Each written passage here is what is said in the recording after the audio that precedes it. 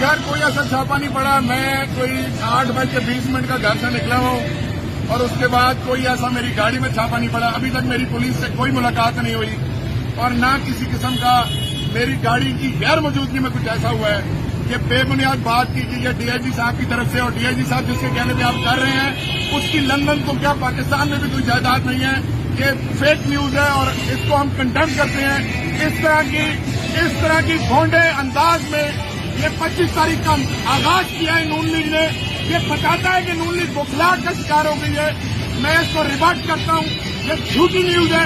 इंशाअल्लाह तहरीक इंसाफ मुतमईन रहे, उनका लाहौर का ये लीडर, लाहौर का ये आपका जनरल सेक्रेटरी अल्हम्दुलिल्लाह जोरे बाजू पे और कुव्वत ईमानी पे यकीन रखता है और ये इमरान खान के साथ कल भी खड़ा था, आज भी खड़ा है और आइंदा भी खड़ा रहेगा। आपके किसी बेबुनियाद इल्जाम से ये तहरीक नहीं रुकने वाली। मैं और मेरे साथी नहीं डरने वाले। आपके और हमारा मुकाबला होगा इंशाअल्लाह और सियासी मैदान में आपको शिकस्त होगी।